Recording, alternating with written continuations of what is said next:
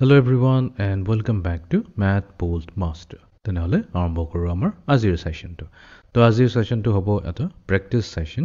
তো আমি creating frequency tables তো এইটোৰ ওপৰত এটা কেইটামান নিউমেৰিকেল প্ৰব্লেম সলভ কৰিম। তো প্ৰিভিয়াছলি আমি অলৰেডি ডেটা হেণ্ডলিংৰ ওপৰত কথা পাতি থৈছিলোঁ, যোনটো আমাৰ টেবল হৈছিলে। তো সেই টেবলটো হৈছে এটা ধৰণৰ ফ্ৰিকুৱেন্সি টেবল। তো আজি কেইটামান প্ৰেক্টিছ প্ৰগ্ৰাম কৰিলে আমাৰ প্ৰিভিয়াছ সেশনটো ভালদৰে ক্লিয়াৰ হৈ যাব। ঠিক আছে, তো আৰম্ভ কৰোঁ। The data below shows the number of bags that each of the 8 exchange students from Bridgewater University packed.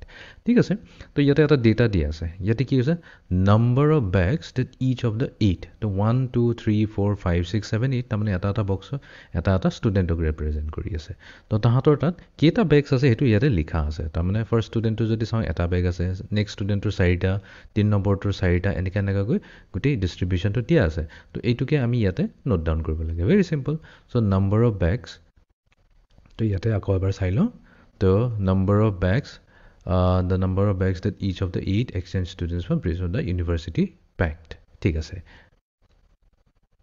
এতিয়া এটা বেগ থকা কেইটা ষ্টুডেণ্ট আছে।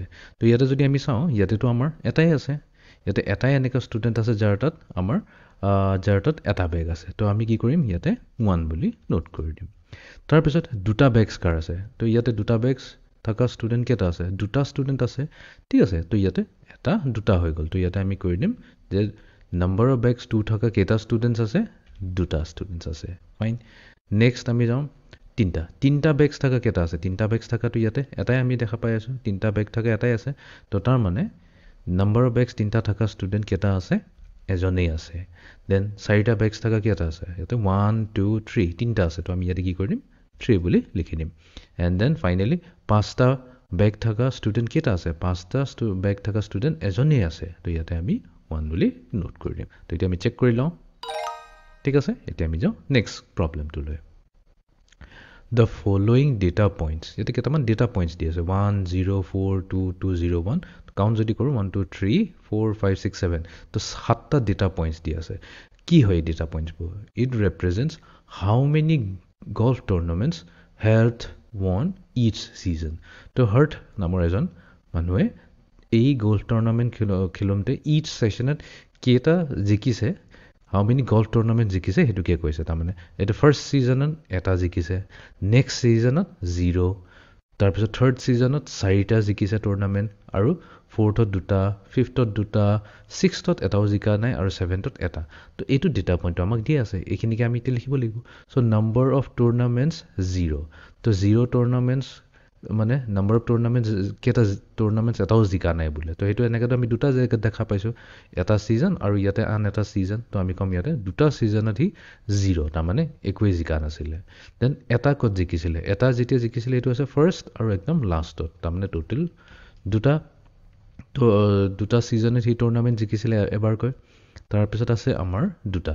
তো দুটা ক'ত আছে, দুটা তাৰমানে দুটা টুৰ্ণামেণ্ট কেতিয়া জিকিছিলে, দুটা টুৰ্ণামেণ্ট সি এইটো ছিজন, 4th ছিজন আৰু 5th ছিজন। তো 4th আৰু 5th ছিজনত সি দুটা টুৰ্ণামেণ্ট জিকিছিলে। ৰাইট, ঠিক আছে।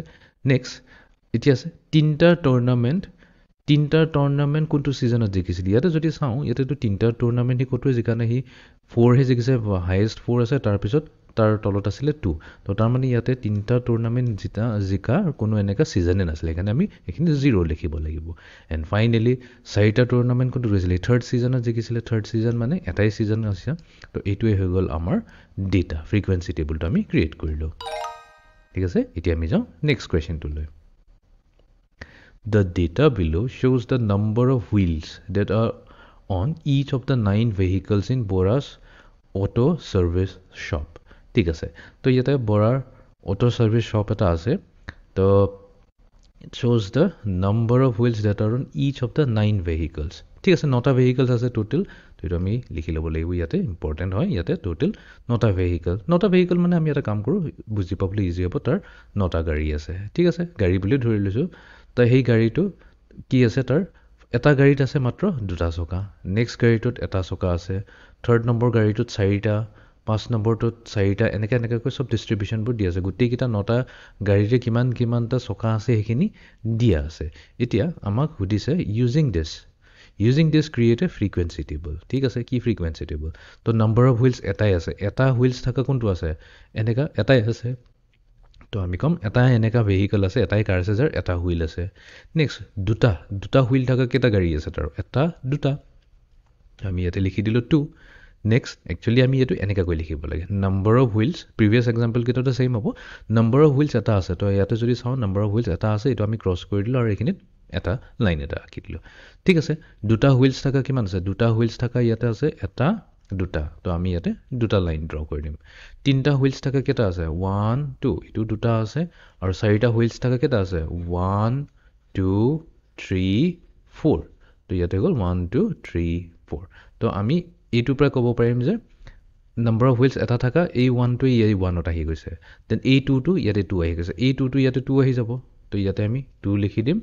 আৰু চাৰিটা হুইলছ থকা কেইটা আছে গাড়ী এনেকা চাৰিটা আছে তো আমি ইয়াতে এই 4টোৱে ইয়াত আমি ইয়াতে 4 বুলি ইয়াতে লিখি দিম তো এইটো হৈ যাব আমাৰ 4 ঠিক আছে এটা চেক কৰি লওঁ ঠিক আছে এতিয়া আমি আহি যাওঁ লাষ্ট কুৱেশ্যনটোলৈ দ্য ফলোইং ডেটা পইণ্টছ বুলি কোৱা ল'লে এনেকৈ চাব লাগিব এইটো ফাৰ্ষ্ট ডেটা পইণ্টটো হৈছে আমাৰ 4 নেক্সট ডেটা পইণ্টটো 3 আমি ইয়াতে লিখি লওঁ ফাৰ্ষ্ট ডেটা পইণ্টটো হৈছে 4 ছেকেণ্ডটো হৈছে 3 থাৰ্ড নম্বৰটো হৈছে 0 তাৰপিছত 3 1 0 তো টোটেল কিমান হৈ গ'ল 1 2 3 4 5 6 ছটা ডেটা পইণ্টছ দি আছে কিনো হয় data পইণ্টছবোৰ It represents the number of pictures that Kai has had published in each of the local newspapers. So, এটা local newspaper Kai যিমানখিনি পাব্লিছ কৰিলে আজিলৈকে তো সেইটোকে কেইটা পিকচাৰ পাব্লিছ কৰিলে তেওঁ এজন ফটোগ্ৰাফাৰ কাই হৈছে এজন ফটোগ্ৰাফাৰ তো সেই ফটোগ্ৰাফাৰে কিমানটাকৈ পিকচাৰ্ছ পাব্লিছ কৰিছে in each of the local news papers ঠিক আছে তো আমি এজিউম কৰোঁ যে টোটেল আমাৰ 6টা নিউজ পেপাৰ আছে ঠিক আছে তো সেই 6টা নিউজ পেপাৰ সি চবতে কিমানকৈ সেইটো পিকচাৰ্ছ দিছে সেইটো কোৱা আছে 4টা পিকচাৰ্ছ আছে এটাত তাৰপিছত এবাৰ 3টা দিছে তাৰপিছত এবাৰ এটাও পিকচাৰ দিয়া নাই তাৰপিছত আকৌ 3টা পিকচাৰ দিলে আকৌ তাৰপিছত একবাৰ আকৌ এটা পিকচাৰ দিছে এবাৰ একোৱে পিকচাৰ নিদিলে তো এতিয়া যদি আমি নোট কৰিলোঁ নাম্বাৰ অফ পিকচাৰ্ছ 0 তো কেইটা নিউজ পেপাৰত সি এটাও পিকচাৰ দিয়া নাছিলে থাৰ্ড নম্বৰ আৰু লাষ্ট নম্বৰটো দিয়া নাছিলে তো আমি কি কৰিম দুটা লৈ ল'ম তো এইটো আমি ইজিলি বুজিব পৰা নাই এইটো কাট কৰি দিওঁ তেতিয়া আমাৰ লিখিবলৈ কাৰণে ইজি হ'ব নেক্সট এটাই পিকচাৰ উঠোৱা নিউজ পেপাৰ কেইটা আছে এইখিনিত আছে তো এটাই আছে তো 1 কৰি দিলোঁ দুটা ফটো উঠোৱা আছে নেকি দুটা ফটো উঠোৱাটো ইয়াতে নাই যেতিয়া আমি এইটো 0ই লিখিব লাগিব একো নাই নেক্সট নম্বৰ আছে 3 তিনিটা ফটো দিয়া নিউজ পেপাৰ কেইটা আছে এইটো এটা নিউজ পেপাৰ 3টা দিলে আৰু এটা তাৰমানে দুটা নিউজ পেপাৰ দি 3টাকৈ ফটো দিছে এণ্ড ফাইনেলি 4টা দিয়া এটাই আছে তো আমি ইয়াতে 1 লিখিলোঁ তো তাৰমানে এইখিনিত আহিব 2 এই 2টোৱে হৈ যাব আমাৰ ইয়াতে 2 এই 2টোৱে হৈ যাব আমাৰ ইয়াতে 2 তাৰপিছত 1 তাৰপিছত এইখিনি 0 তাৰপিছত এইখিনি 2 এইখিনিত আমাৰ 1 তো আমি 2 1 0 2 1 এনেকৈ লিখিলোঁ 2 1 0 2 আৰু 1 ঠিক আছে চেক কৰি লওঁ তো এইটোৱে আছিলে আমাৰ ডেটা ৰিপ্ৰেজেণ্টেশ্যন যোনটো হৈছে আমাৰ আজিৰ সেশনটো তো আজিৰ মেইন আছিল আমি ফ্ৰিকুৱেঞ্চি টেবল কেনেকৈ বনায় তো ইয়াতে আমি ফ্ৰিকুৱেঞ্চি কৰিলোঁ ফ্ৰিকুৱেঞ্চিৰ মিনিংটো এইটোৱে হৈছে আমি এটা বস্তু কেইবাৰ ৰিপিট হৈ আছে যেনেকৈ নাম্বাৰ অফ পিকচাৰ 0 আছে তো দুটা নিউজ পেপাৰ ৰিপিট হৈছে সেইকাৰণে আমি ইয়াতে দুটা লাইন দিছিলোঁ এটা ফটো দি এটা নিউজ পেপাৰ আছিলে এটা এইটো কেইবাৰ ৰিপিট হৈ আছে নে ৰিপিটে হোৱা নাই সেইটোকে আমি একচুৱেলি ফ্ৰিকুৱেঞ্চি বুলি কওঁ তো সেইটোৰ এটা ডিফাৰেণ্ট নাম দিয়া গৈছে এইটোকে কোৱা হয় এটা ফ্ৰিকুৱেঞ্চি টেবল বুলি কয় ঠিক আছে তো এইটোৱে আছিল আমাৰ আজিৰ প্ৰেক্টিছ সেশনটো creating frequency table so see you in the next session thank U